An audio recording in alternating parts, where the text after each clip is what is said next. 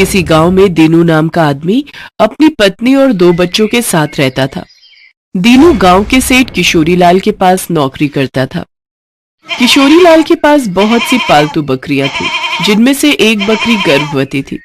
बकरी ने जिन बच्चों को जन्म दिया, उनमें से एक बच्चा बहुत ही कमजोर पैदा हुआ। वो अक्सर बीमार रहता था।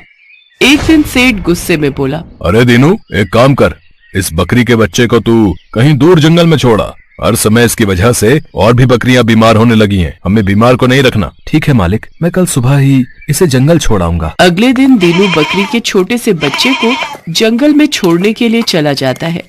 वो जैसे ही बकरी के बच्चे को छोड़ने लगता है, बच्चा मैं करने लगता है, मानो वो दीनू से कुछ कह रहा हो। कितना मासूम और प्यारा बच्चा है। अगर मैं इसको यहाँ जंगल में छोड़ गया तो जंगली जानवर इसको मार कर खा जाएंगे। पता नहीं, मन नहीं कर रहा इसे कि इसे यहाँ छोड़ कर जाऊं। दीनू बकरी के बच्चे को उठा लेता है और अपनी गोद में लेकर प्यार करने लगता है।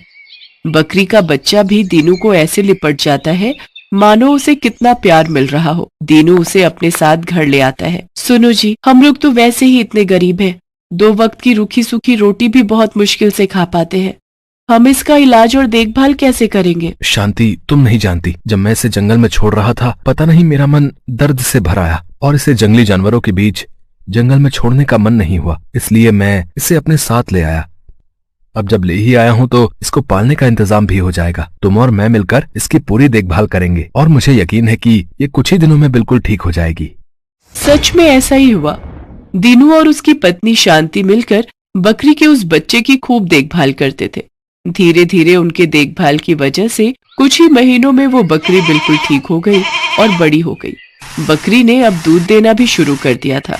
सुनो, देखो हमारी बकरी कितना दूध देने लगी है। क्यों ना हम बकरी का दूध बेचना शुरू करें? इससे हमारी अच्छी कमाई हो जाएगी और तुम्हें सेठ की नौकरी भी नहीं करनी पड़ेगी। तुम ठीक कह रही हो शांति। इस बकरी को बचाकर उस दिन शायद मैंने ठीक ही किया। आज हमारे कितने काम आ रही है और हमें इससे कितना प्यार भी हो गया है। ये भी हमें बहुत प्यार करती है। कल से हम इसका दूध बेचकर ही गुजारा करेंगे। मुझे भी अब उस किशोरीलाल की नौकरी नहीं करनी पड़ेगी। वो बहुत निर्दयी स्वभाव का है। अगले दिन से दीनू बकरी का दूध बेचने लगा। दीनू की बकरी बहुत ही अच्छा दूध देती थी, जो कि गांव वालों को बहुत पसंद आता था। धीरे धीरे दीनू का दूध बेचने का काम अच्छा चलने लगा। जब ये बात किशोरीलाल को पता चली तो वो दीनू के पास अपनी बकरी वापस लेने के लिए चला गया।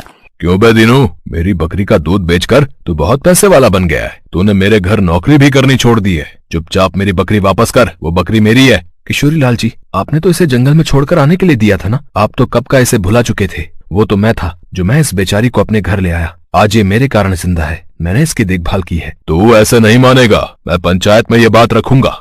किशोरीलाल पंचायत में अपनी बकरी वापस लेने की बात कहता है, पर पंचायत का मुखिया दीनू की तरफ था।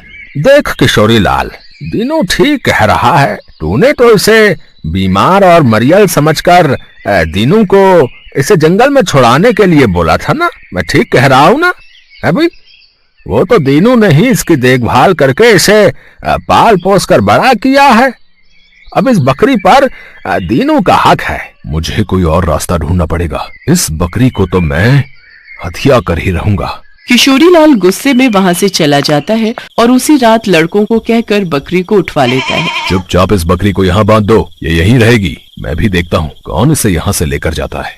किशोरीलाल बकरी को अपने पास ही रख लेता है। सुनो जी, चलो हम सेठ के घर जाकर अपनी बकरी वापस ले आते हैं। वो कैसे हमारी बकरी को चुरा कर ले गया? उसकी इतनी हिम्मत? शांति, मुझे भगवान पर पूरा भरोसा है। वो हमारे साथ कुछ गलत नहीं होने देंगे। मैं जानता हूँ हमारी बकरी हमारे बिना नहीं रह सकती। वो हमारे पास लौटकर जरूर आएगी।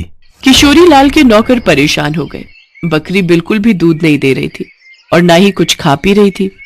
धीरे धीरे बकरी फिर से कमजोर होने लगी और बीमार हो गई। अरे, किस बीमार को उठाकर ले आए? इसे तो वापस उसी दीनू के पास छोड़ाओ।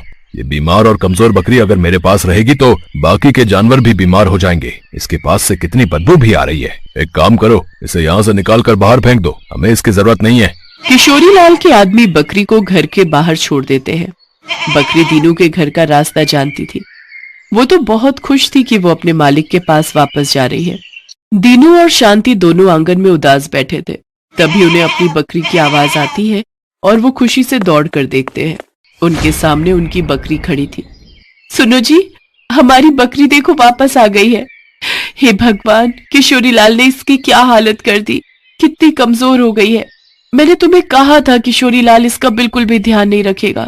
चिंता मत कर शांति, हमारी बकरी अपने घर आ गई है। अब इसे कोई हमसे नहीं छीन सकता। अब ये हमारे पास ही रहेगी। मैं तो जानता था किशोरीलाल हमारी बकरी को अपने पास नहीं रख सकता। लगता है ये बहुत भूखी है। जाओ तुम इसका खाना ले आओ, न जाने इसने कब से नहीं खाया। अपने घर वापस आकर बकरी बहुत खुश थी। कुछ ही दिनों में वो फिर से बिल्कुल ठीक हो जाती है। कहीं न कहीं अपनों से बिछड़ जाने के कारण वो फिर से कमजोर हो गई थी, पर अपनों से मिलने के बाद फिर ठीक हो गई। उस दिन से वो बकरी दीनू और शांति के पास ही रहने लगी। अपनी बकरी को पाकर दीनू और शांति बहुत खुश थे। सेठ किशोरीलाल भी समझ गया था कि वो बकरी उसके पास नहीं रह सकती। वो सिर्फ दीनू और शांति के पास ही